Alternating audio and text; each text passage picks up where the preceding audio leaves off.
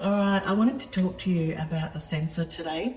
Unfortunately, I didn't earn one of these, so I've lent one from a friend. So I just wanted to say, the first thing you do when you open your sensor, you need to take the back off and pull a little tab out. I can see people are going to get stuck with that one. If you don't pull the tab out, the battery doesn't actually charge. Then you'll have to leave it for a little while for the sensor inside to actually charge in its charging station. Once that's happened, you can actually hook it up to your Bluetooth, via Bluetooth to your TM6, and it will only attach when it is open. When you close it, it goes to sleep, but it's in charging mode. So that's really cool. All right, so let's have a little bit of a close-up on the front screen of your TM6 to how this baby works. I'm not going to cook anything with it because it's not mine, but I'm going to show you some things that you may not have seen online before, because a lot of people are cooking things with it and showing you how it's turning out, but there's a whole lot of other things you can do on Cookie Do. As I've always saying, Cookie Do is not just a recipe platform, but it's also a whole heap of other things. So let me show you how this works. Okay, are you ready? So, of course, lots of recipes are coming into Cookie Do that have got the sensor attached. I'm just going to open my sensor. Like I say, you have to have the actual charging station open for it to attach to the Bluetooth to it. Otherwise, it's asleep so that you're not wasting the battery. Okay, so what we're going to do is we're going to go over to Sensor. Now, when you first open your sensor screen, it looks like this, which is a little bit confusing. But if you just tap on that button, you will see that up comes a whole range of things. Now, this is really cool because, as most of you know that follow me, I've been teaching people how to cook with using temperature with cakes and bread and all sorts, because every single recipe has the perfect time to take it out of the oven. So let's, for instance, look at this. So once you click on cakes, it gives you a list here of what sort of cakes that you might be making. So let's go rich cakes and pound cakes. So they're suggesting 99 degrees. I think I usually go 86, but like I said, I'm not going to use this one today, and we'll wait until I get one so that I can test it to use.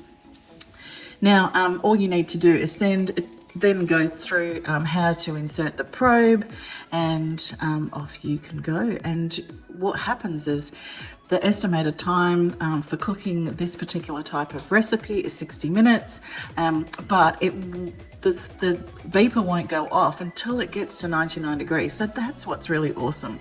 So it's saying currently it's, oh, my finger's in the way. So currently it's 22 degrees in my kitchen, and we're going to go to 99 degrees. And when it gets there, it will actually beep to tell you that it's ready.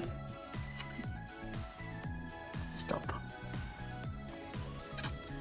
All right, so here we go. Let's have a look at another recipe. So let's go for beef. So here, what it's doing is it's saying, well, what sort of cut have you got? Is it steak? Is it roast? Or is it like mince? When you click on those, it actually goes through and asks you what it is. So, you know, if you have a burger, it's going, right, this is what you want to cook it at, and you can choose how you want it done. So pretty cool, I say. All right, and so you've got lots of options. You've got cake, bread, beef, pork, lamb, poultry, and fish. In manual mode, if there's nothing there in that list that like something that you want to make that's not on that list, you can actually use this to do whatever you wish. So that's really handy too for people that want to do their own recipes and bring it to the temperature that they want. And all you need to do is to activate it is press send, and it will go off to your sensor, and the timer will start, or the sensor will start. So I really love that. There are recipes in here at the moment. So and you go to from recipes to collections. You can actually type in here sensor. Oops, sensor.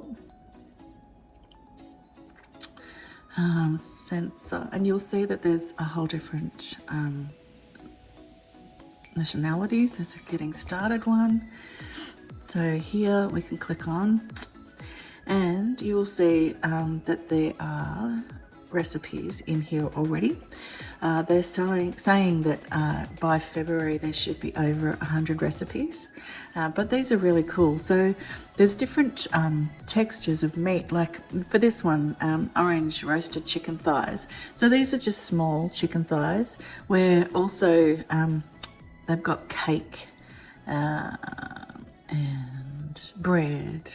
So yeah, pretty cool.